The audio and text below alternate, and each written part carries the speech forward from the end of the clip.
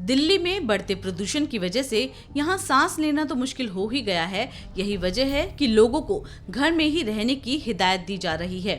लेकिन अगर आपको किसी जरूरी काम से बाहर जाना है तो उससे पहले इस पूरी खबर को जरूर देख लीजिए। अगर आप घर से बाहर निकलने की सोच रहे हैं और इसके लिए आप अपने वाहन का इस्तेमाल कर रहे हैं तो सबसे पहले अपने वाहन का पोल्यूशन सर्टिफिकेट जरूर चेक कर लीजिए, क्योंकि अगर आपके पास पोल्यूशन सर्टिफिकेट नहीं है या वो एक्सपायर हो चुका है तो इसका बहुत बड़ा खामियाजा आपको भुगतना पड़ सकता है।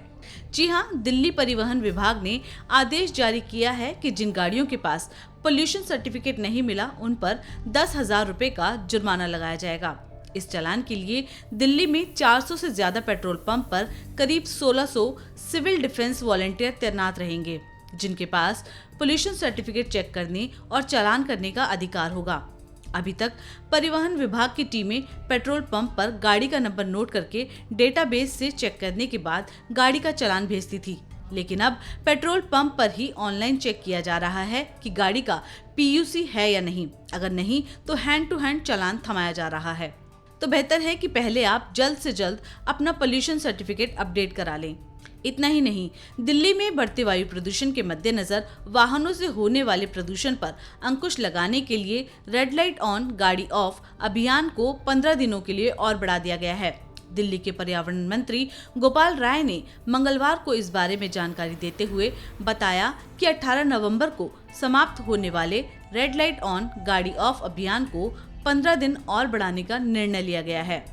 अभियान का दूसरा चरण 19 नवंबर से 3 दिसंबर तक चलेगा। गोपाल राय ने बताया कि पंजाब, हरियाणा, यूपी के अधिकारियों के साथ हुई बैठक में दिल्ली सरकार ने प्रस्ताव दिया कि वर्क फ्रॉम होम को एनसीआर क्षेत्रों में भी लागू किए जाने के साथ ही निर्माण कार्य पर रोक लगनी चाहिए और उद्योग भी बंद होने चाहिए।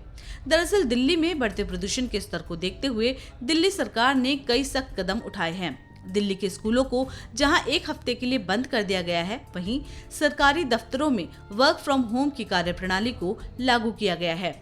लेकिन इसके बावजूद प्रदूषण का स्तर लगातार बढ़ता जा रहा है। दिल्ली की जहरीली हवा में सांस लेना मुश्किल हो रहा है। दिवाली के बाद से ही दिल्ली वालों ने सुबह के समय साफ आसमान नहीं देखा है। हालात इतने भयावह हैं कि कमीशन फॉर एयर क्वालिटी ने दिल्ली एनसीआर के स्कूल, कॉलेजों और शिक्षण संस्थानों को अगले आदेश तक बंद रखने का आदेश दिया है। कोरोना के बाद अब प्रदूषण के कारण स्कूलों को फिर से ऑनलाइन शिक्षा प्रणाली को अपनाना होगा।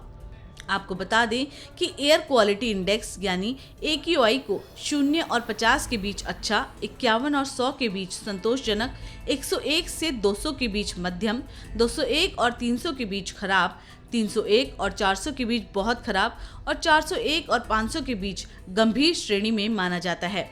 बात की जाए आज यानी बुधवार को दिल्ली का औसतन वायु गुणवत्ता सूचकांक यानी एयर क्वालिटी इंडेक्स सुबह 379 दर्ज किया गया। दिल्ली एनसीआर में प्रदूषण को लेकर हालात इतने भयावह हैं कि सुप्रीम कोर्ट में भी इस मामले को लेकर पिछले कुछ दिनों से सुनवाई चल रही है। प्रदूषण पर सुनवाई के दौरान सरकारों के रवैये से सुप्रीम कोर्ट ने भी अपनी नाराजगी जताई है। कोर्ट ने माना है कि इस मामले में ब्यूरोक्रेट्स कुछ भी नहीं करना चाहते हैं।